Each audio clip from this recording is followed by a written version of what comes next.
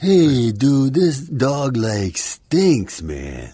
Okay, groomer, do something about it, man. 5, 4, 3, 2, 1, 0. All engine running. Liftoff. We have a liftoff.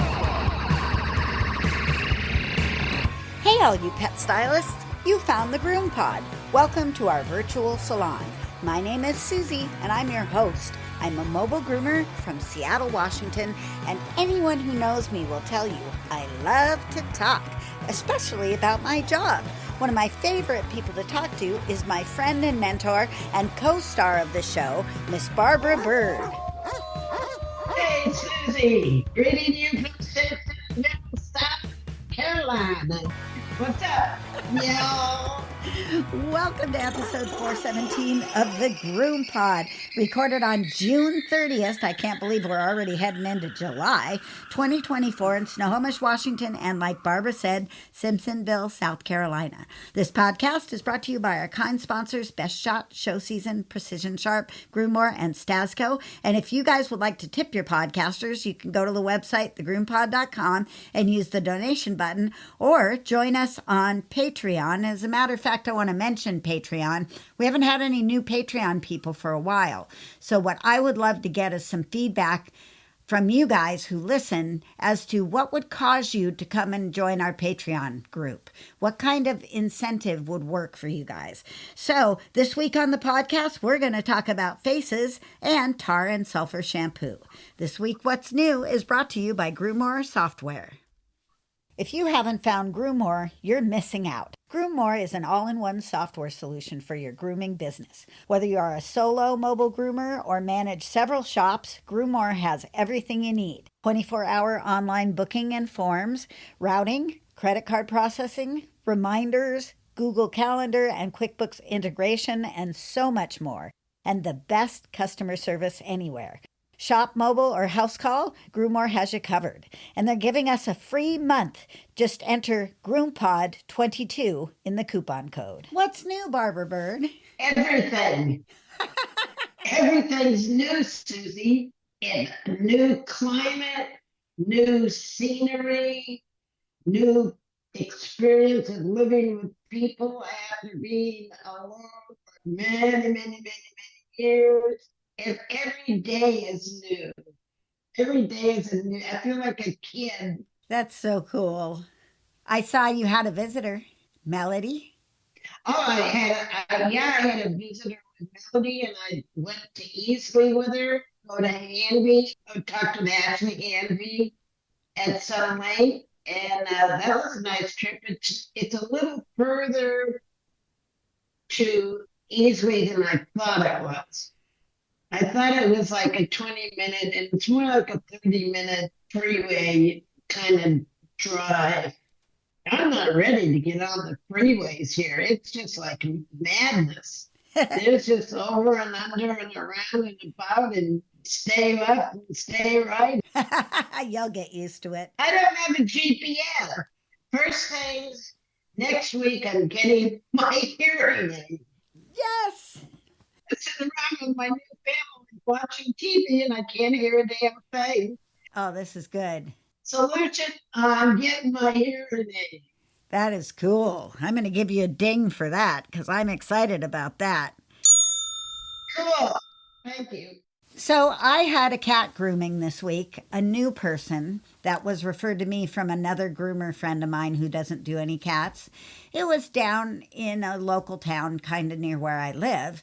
And the guy said, the cat's very docile. He's really easy to handle. No problem at all. He's a hiking cat. He goes out for walks on his little harness and stuff. And so I made the appointment and I unfortunately picked a day where the farmer's market was going on. So there was no parking for my gigantic aircraft carrier sized truck and trailer. I drove around looking for a place and I had to park 4 blocks away. So they drove the cat over to me, which I think was the start of a bad experience for the cat. And got the cat out of the car on his harness and let the cat walk around the parking lot I had picked, which I was a little nervous on because I thought perhaps the police would roust me out of this private parking lot.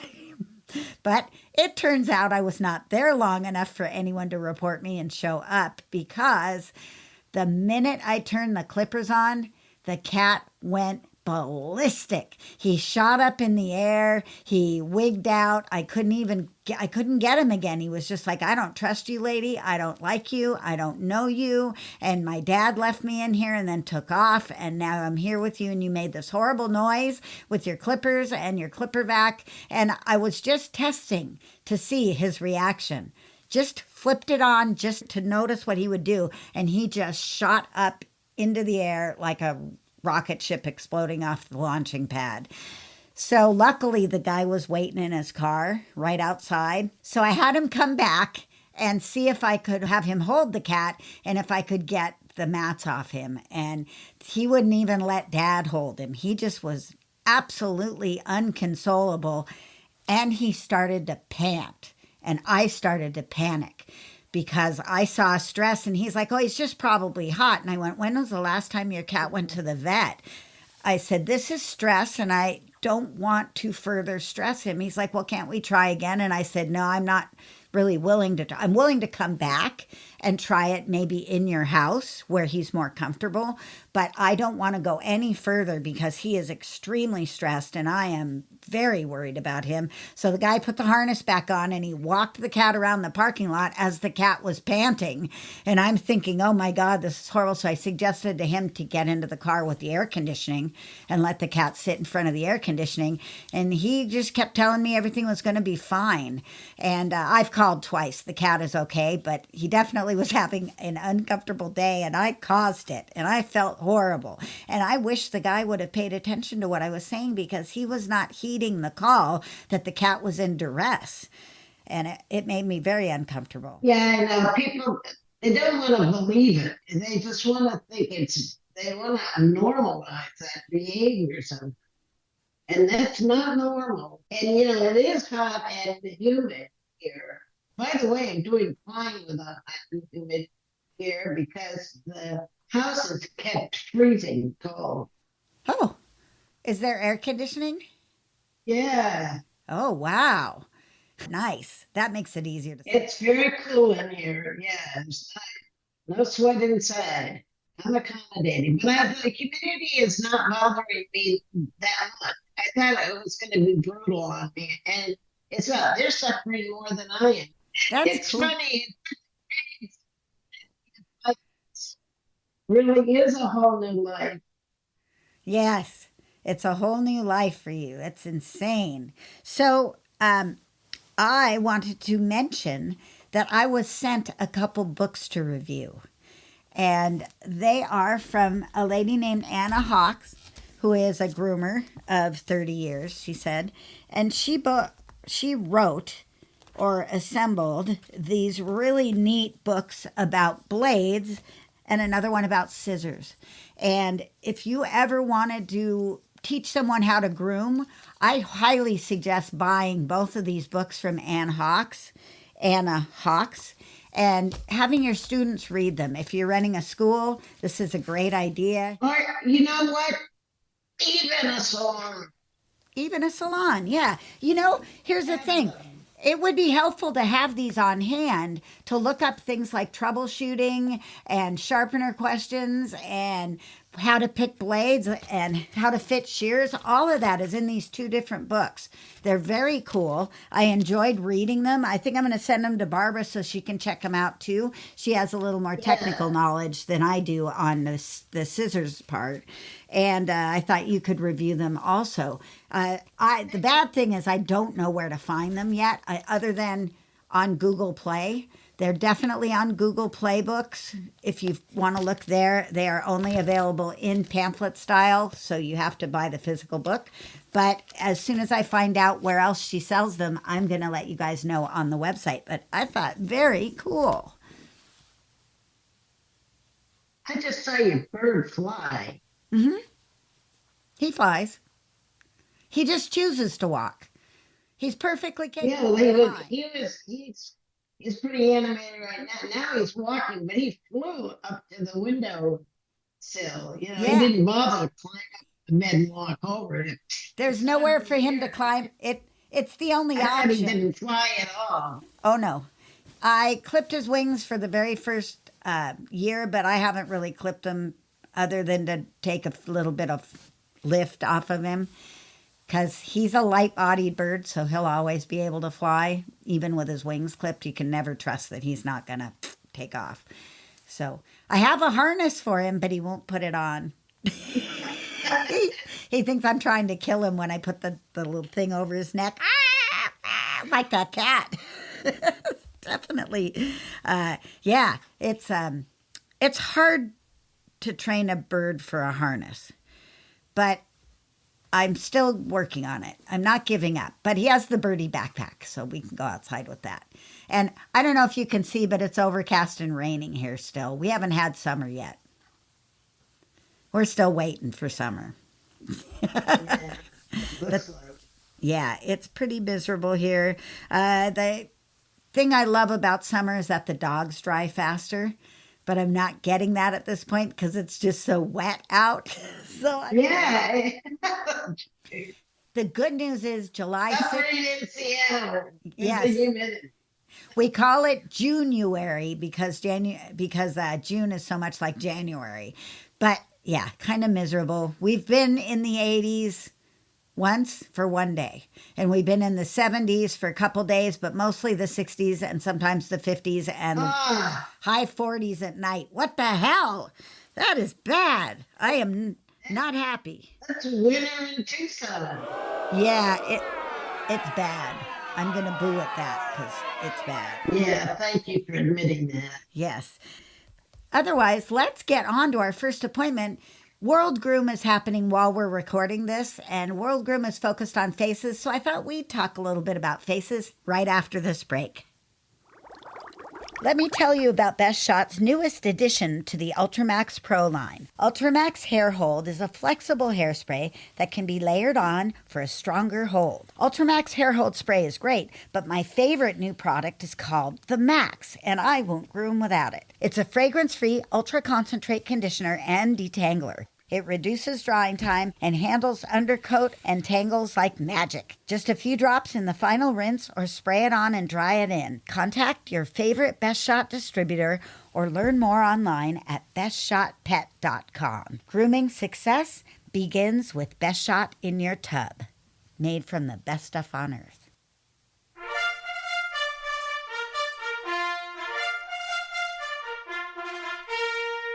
Ready, groomers? Here comes our first appointment. A wise woman once told me, that wise woman is on the other side of this screen here.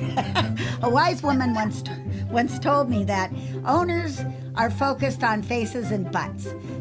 Most often they're at the end of the leash and they see the butt and the tail area, and then when they come and pick them up, they see the face area. So let's talk faces. When I started grooming, which is not anywhere near when you started grooming, there weren't really any face washes, specific face washes. And then the South Park Blueberry Girls came out with the blueberry facial wash. And everybody thought about special treatments for dog faces. Maybe they can do an add-on or a facial or things like that. I never really got into the add-on bit of it. But I was intrigued by the product because guess what? It smells really good. I loved it. Yeah, of course you did. So I too became fascinated with these face wash products. Then I found the foaming face wash from show season and I left the blueberry facial behind because I like the foamers. It's much safer for around the faces. So let's talk about washing faces. The foamers are better. Why, Barbara? Yeah, they're just easier to control the location of the cleanser, so you don't have to worry so much about it going somewhere where it's unwanted, like in the eye. You can dab on a little foam, but you can't dab on, you can only squirt on a liquid. I much prefer the foamers. I've been using foamers on faces for a long time. And, because foamers dilute with air, and so you don't have as much concentration of surfactant, so it's less likely to damage the eyes, even if it gets in the eyes. That's an important thing to note right there. We used to think, especially when we were little, and there were all kinds of rumors and stuff, that there was numbing agent in baby shampoos or that baby shampoos were tearless. There isn't really a truly tearless shampoo. Everything can cause damage. Oh, yeah, that's a fantasy. That to think that you're 100% protected in any way from a so-called tearless shampoo, no, it's less likely Less to likely. cause an irritation. Yeah, Right. less likely than a normal formulation. Even though I love the smells, of course, I'm very lucky in that I have a bathing beauty. So I'm using a recirculating bathing system, and I usually wash faces with that. So I don't necessarily go in there with a separate product unless it's odoriferous, because boy, those faces, they can hold some smells, especially when you got leaky eyes. It just is stinky, yucky faces that then the owner is going to stick their face right into. So you do want to get that clean. I think one of the most essential tools for me is that little Chris Christensen face comb. It's like the size of a flea comb in the tines are very close together. What do you call those? Yeah, times. There are times. Okay. So I have a product that I actually learned about on our GroomPod. So this product is called Lid and Lash, and it comes in a jar. You can get it in a jar with wipes, or you can get it in a bottle that's a gel, and you put this little gel on the boogies, the eye boogies, and then it just slides off Ooh. with the comb. I mean, you can get a similar effect using almost any conditioner, but if the conditioner does get in the eye, the cationics in there are going to like stick to the surface of the eye, and it can be very irritating and hard to rinse off if you get it in the eye. But the lid and lash is easier to remove, and it's not going to sting them.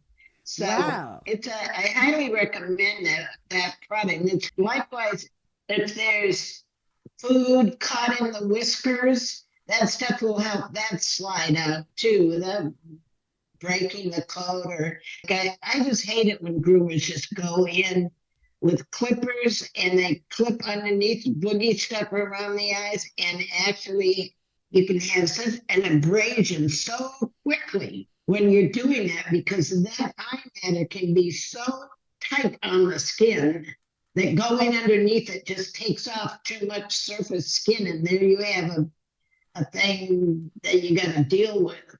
It's so easy to get a little tiny piece of skin when there's all those eye boogies on top. It's important to get the boogies off of there so you can really see what you're cutting at in there. I use blenders. Do you use blenders? Sometimes used my 5-in-1 clipper, just the corner of it. I will never scoop out the eyes and scoop down the nose. It's like, oh, not me. Yeah, that's yucky. I don't like that look. And I like to use thinning scissors, but sometimes I use my clippers almost like scissors. I just go real lightly over the eyelashes to make sure that there's no eyelashes that are getting in their eyes. And you have to look at what could be causing this much boogie. And one of the things that can cause eye matter is, well, one of them on older dogs is dry eye, and I had that happening with Marco. But also, if the eyelashes just kind of grow into the side of the eye or something, that can be very irritating. And it can cause scratches on the cornea. Yeah, and I've noticed that my other Maltese, Little, because she's little, she's been rubbing her face with her paws. And that's telling me that there's something going on around her eyes that she's trying to wipe away. So I'm going to take her in the kennel today and kind of work on that. You also had a magical pair of tiny scissors. I have a pair as well that are not made anymore by Arius Eichert.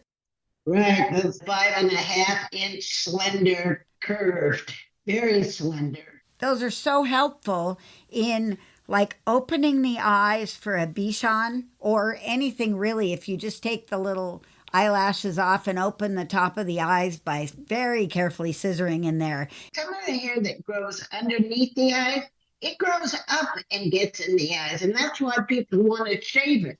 But you can actually get that with scissors. But some people are more comfortable with clippers, and some others are more comfortable with scissors. I understand that. It's the end result that counts. I remember I think it was a Lisa Leedy clinic. And so the question is, under the tail, do you clip around the anus with the clippers or you scissor it? Well, there's two schools, Democrats and Republicans, like you either believe you can do it this way, and I've done it, and I've always used scissors, or I would never use scissors, I must use clippers. Same thing goes around the face. But if you use clippers, please be minimal. Minimal. Yeah, there's nothing worse than a Shih Tzu that's had the stop shaved out and it looks like, just awful. It just looks like a ski slope. Because what some groomers do is like what some vet techs do when they prepare a skin area for surgery. They've got a little 2-inch incision and an 8-inch swab. It's so funny. I'll pre-shave anything that a vet is going to take off. Like if there's a lump, I'll go ahead and shave around it for them so that they don't do that.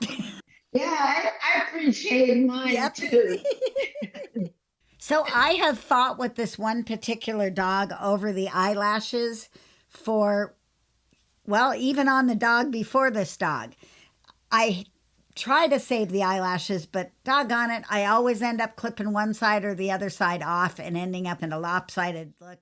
Yeah. Oh yeah, they all save the eyelashes. Some dogs can wear eyelashes well, and others not so much.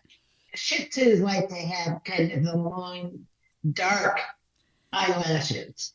For me, the hardest is when the customer has a terrier and they want a terrier eyebrows, leave the eyelashes. Oh, that's hard. Jeez. Have you ever done that? Yes. No. It looks like shit, too. Yeah. Excuse me. The dog that I struggled the most with, the eyelashes with, they meant bangs, fringe. They meant a visor. They didn't mean eyelashes. So it's important to communicate with your owners and find out if it's the actual eyelashes they want or if they just want to shade the dog's eyes with a visor or something along that lane. I finally did figure it out, and now I don't stress nearly as much when I go do that dog. It's so funny. It cracks me up. All right, let's go to another controversial subject. The lip and the lip hair.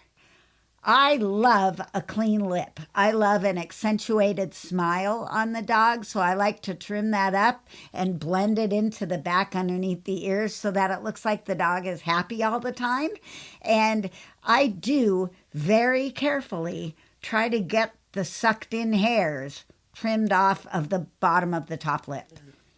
It's hard. It's hard, but let's talk first about, I love to do a clean lip too. Especially, and Shih Tzus they do that for Shih Tzus in the showroom. And that's where I got the idea. I said, oh, look they're actually shaving right from the top of the lip to the bottom of the nose, and makes the lips more clear and more cute. And so I do that very carefully again. I like to make the dogs look. And I'm laughing because I'm drifting off into I like to make the dog's mouth look cute. I like to make the dog's eyes look cute. And then when I grew Bichons, there was this conflict between, do you do the Bichon visor with the pointy, or do you do a round visor because it's a pet? Because sometimes when you do a breed profile visor for the Bichon, it's in a V and it's pointy, and the owner can say, You made him look mean. It does. It looks very stern when you do that. Well, it's supposed to look attitude. It goes along with that curved neck that they have. You know, they have the curved neck and then they have this kind of piercing look, because otherwise they're just big marshmallows. Well, they are big marshmallows. That's why we love them so much, as they're Yeah. characters. Yeah. So you have to be clear with your people there. I've had Bichons that have done really good kind of show look, except round them out over the eyes. I still have a fair amount of people who want that pretty short up there, and then they look like they're staring at a television screen or something. Deers in the headlight. I hate it. You know, I hate that. I hate that look too. But I've had customers who take their dog home and do that. Yes, yep. That happens a lot when I leave a little too much on there for their particular liking. 2 weeks goes by and they hack away at it, and then I learn not to leave that because it's hard to fix. Yeah, so I get diva-ish. If you want me to groom your dog, you need to work with me on the style. Don't butcher your dog behind my back, or I won't do it anymore. I had to put my foot down with one lady. Her poodle would come back with them, just like, yeah, like shaved. You know, it takes a long time for that to like grow back nice. Come on. That's true. It's very true. So with the tiny comb and the tiny scissors, I also use my snap-on combs for heads a lot because I'm not very good at making both sides look the same. If I can use a guard comb and make it so that at least the basic cut is the same on each side, then it doesn't look like the right side belongs to a different dog than the left side does, which sometimes I get that way occasionally. I can fix it. I can fix it if I see it, but I have to see it. So I use the snap-on combs on the top of the head often with my clipper vac. It's really a quick, easy way to finish those heads off. Also, I take everything off underneath the ears because nobody can see that, especially on pet dogs. I might not do it on like a Bichon where I'm trying to blend that ear in, but on other dogs, I'm going to take that stuff down so that's not in the way for the next few weeks when it's going to tangle back up under there. The other thing that I think is fun is the scissor over the comb technique on the heads. That can make for a neat layered head look. Do you ever do that? I do that on Westies. I use the scissor over any mixed breed that I'm doing a Westie head on. And I do the Jonathan David thing where you actually do scissors over finger for the side of the head too. And that's how you get around. You know, for years I did a nice Westie head, except that it was sort of square on the sides. And then I learned, well, geez, you have to shorten that stuff up too. It's not just the top and the bottom. Another thing about style, you are the queen of style. You envision a style and you make it happen on the dog. I don't do that so much, but I do really try to give a nice expressive face and a good ear set, which is, of course, my scourge. My nemesis is making the ears look the same, but I think shorter ears make the dog look younger than longer ears, and I actually do better with shorter ears because I use the ear leather as a guide to try to keep it even. But when you're taking the body pretty short, the head and the tail, those are the two spots you have to create style. How do you do it, Barbara? How do you create a good style when you're looking at these dogs? Is it something you can teach or is it born in you? Yeah, you know, I wasn't born with that. I developed that ability to look at a dog head and see how it might look cuter and do that. And sometimes it passes and sometimes it fails the parent test. Sure. The other thing that I like to do besides the face is I like to leave curls up on the top of their head. And I even use a curl spray and scrunch thing up there. I do that on some doodles. Doodle people love that. I bet it's really cute. Yeah, because we sometimes we sort of overcoat the doodle And people bought that because it was a shaggy dog. And when you make it perfectly scissored and more even and all of that, that happens. But I like to play with ear length. I like to the jaw. Sometimes it's perfect, and other times, like my Maltese now, have shaved four blade over their ears and trimmed the leather, and they look so cute, and it makes their ears be more expressive. I agree. I love that. Definitely. All right. Well, just keep in mind that heads and tails are where the people's focus is. So focus on that. Maybe if you know they're coming early, finish that head first before you do the feet and the body and all that stuff. Get the head done. Oh yeah, especially if they have a tendency to show up early. Get that face before they come because I had a dog on my table one time and the owners came before I finished the head. And I said it'll be just a minute, and the dog licked the scissors, and we were like 45 minutes of bleeding right in front of the people. Like, oh, Of course. I got this, not really. Pray. You know what? Please stop. Please stop bleeding. Dude, what do you do when you cut a tongue? Sugar, tea bags. I cry usually. I've cut like probably 3 tongues. One of them was a doodle. It stopped itself. One of them required a stitch Ugh. because I went right down the side of the dog's tongue. Ooh. Oh, that was awful. But it was a dog that constantly, the tongue darted out. It was a Bichon. Yeah. Her tongue darted out. There was a missing tooth. And it tried to hold it in and keep it out of the way. But that tongue just, bam, went out when I was trimming up here. And yeah, it was awful. I was a basket case. And then the other one was just a little nick and it stopped pretty quick. The doodle took a while. The doodle kept licking himself. And then every time he licked himself, it would start to bleed. Yeah, I know.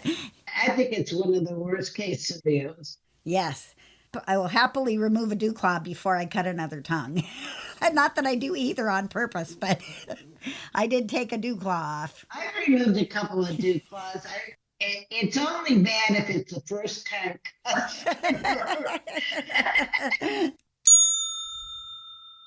Dew claw removal Yep. today, no extra charge. I saved you a fortune. Hey, let's take another break and then we're going to put you on the stage, Barbara, as the curator of ingredients that you are. And you're going to tell us about tar shampoos. Boy, those are a thing of the past, I hope. Anyway, we'll be right back. Show Season has a great enzymatic cleaner called Kennel Fresh. And you dilute it with warm water and it smells good, and then it evaporates to be a deodorant. As the Kennel Fresh dries, it's enzymatic, it eats the bacteria and the odor source. So it's really good stuff. You can use it indoors or out. Find it at your local distributors or showseasongrooming.com. We want to welcome Randy and Cheryl Lowe from Precision Sharp and invite you to check out their website where you can see their newest precise cut shear called Lynx. It's a patented design featuring a thumb ring that slides the length of the handle for perfect ergonomic placement of your thumb. Slide it and lock it into position to get your best groom on. Check it out at precisionsharp.com. And if you want to learn all about the Lynx and how it got developed, listen to episode 415, which is an interview with Randy Lowe. Groomers, take your seats. It's time for B-Bird's Classroom.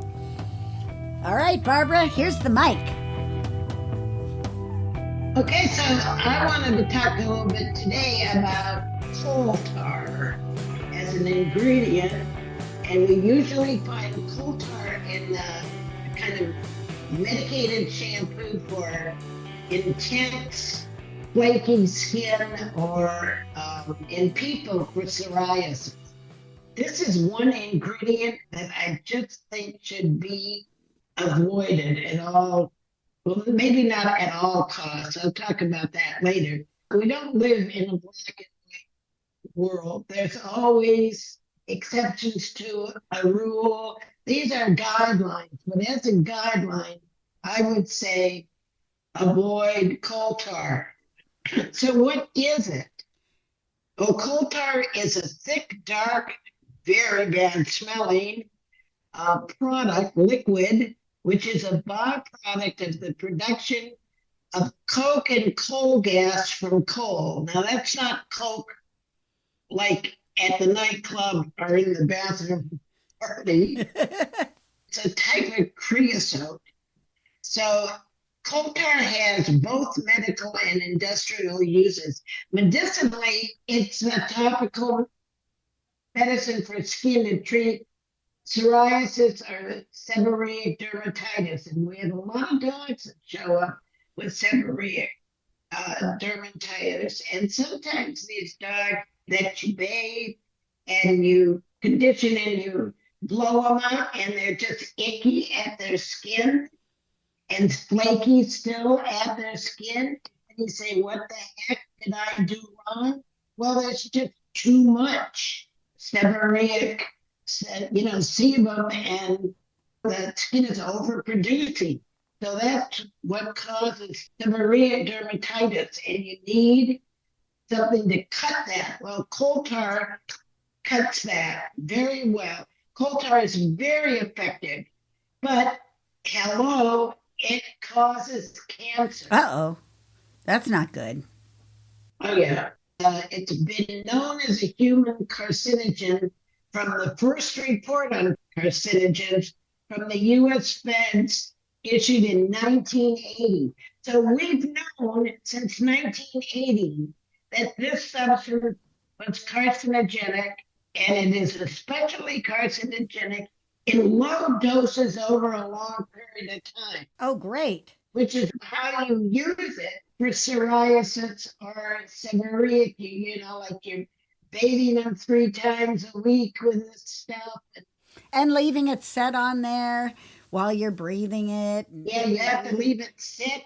And not only that, you're using your hands. Ew, yeah. And I want to say, listeners, I love you. Please use gloves whenever you use medicinal substances on the skin and coat of your dogs. It's not worth it to get it on your hands. The cosmetic ingredient review, which almost always approves of most of the cosmetic ingredients that it evaluates, cosmetic ingredient review looks at all available data, all the science that's possibly they can gather. And they said in 2008, the available data are insufficient to support the safety of coal tar for use in cosmetic products as described in this safety assessment. Here's a little science for you, Susy. In one experiment, 5 groups of 95 mice were painted with coal tar for 4 months. Now that's awful. This is science for you. The percentage of animals with tumors in the lungs, lung cancer, there's 5 groups, right? 45.1%, 53.7%, 50%, and 57.1% respectively. Now, Wow. in another experiment, mice treated with crude coal tar in a acetone solution for 11 weeks, 100% of the 20 female mice had tumors. Wow. After coal tar was applied to the rectum of 78 juvenile white mice for 6 months. These experiments are brutal. Of the animals that survived, cancer of the perinatal skin developed in 56.7%. Gosh. So Why are we still using this? why are we still using it? Because there's never been a statement that it's never been taken off the market. It has, however, kind of disappeared because of, first of all, it's messy and unpleasant to use. It really stinks. Oh, yeah, here's another study. A study of people who worked with coal tar for 40 years found that almost half developed skin cancer. That is horrible stuff. It is. It's nasty. It's the nasty. It's just not worth it to be risking this kind of stuff for yourself or the animals that you're working with. There were a lot of supply issues around the period of time of the pandemic, and so people couldn't get. So, I've researched what are the alternatives for coal tar shampoo. Every place I Googled, it was just people bitching that they couldn't get their coal tar shampoo. And what they, like, well, try Walmart's got an off brand, and like this, people are desperately trying to find their coal tar because for some people, it seems to be the only thing that really, really works. Oh. So would you ever use it today or would you not? Like, I know that some vets still occasionally send it with the clients. Very rarely. If there was like a mange, Okay. Bad, and nothing else touched it, then okay, let's try this. But I would seek out an alternative, and I think that the best single ingredient to substitute for coal tar is benzoyl peroxide. And that's readily available. Yeah, it's available. Davis Manufacturing has a benzoyl peroxide shampoo. They also have sulfabenz, and I like Dermabenz from Decra, which contains benzoyl peroxide, salicylic acid is the active agent, and then it has a little serving of precipitated sulfur in it, but it's not a primary ingredient. And then it's formulated with a ceramide complex to help restore skin barrier function. So that's a more contemporary approach, not just removing the boogies, so to speak, of skin crap, but giving it something to get the skin to come back to a better balance. So that the Dermabenz is spelled Dermaven, capital S, little s. Dermabenz from Decra, Dechra. And then the downside of Dermabenz is that it's expensive. Oh. The Davis benzoyl peroxide in a gallon is something like 65 or 75 bucks, and the Dermabenz is like 125. Ouch. So it's twice as expensive, but it's what I would use. And it just depends on your budget and what you want to look for. But I do think that benzoyl peroxide has the best. It really flushes the hair follicles really well. I've turned a couple of dogs around that just had nasty, greasy skin, flaky situation, and it was a benzoyl peroxide shampoo that, and for schnauzer bump. Oh yeah. Or pimply skin, benzoyl peroxide. You're never going to find an exact replacement for coal tar, but you and the pets you work on deserve you searching for an alternative, and please stop using coal tar. Yes. Let's get that out of our whole lineup of shampoos. Coal tar and delemonine. Those are the two. Coal tar, delemonine, we don't need either one. let's wrap this up, Barbara. This was good. I'm glad we're back on schedule. Everything feels more normal. I want to remind everybody about the names of the 2 books because I don't think I ever actually said the names of the books.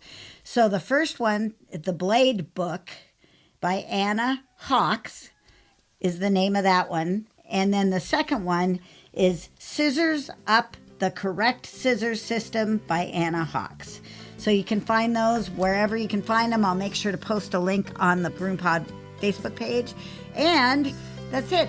Barbara, happy grooming. Hopefully you'll get to a table here eventually when you get your stuff all set up and get back grooming. Meanwhile, we so appreciate your expert advice and your years of knowledge. It's very cool. Happy grooming, everybody. See you next week on the GroomPod. Bye-bye now. Take care of yourselves. You deserve it.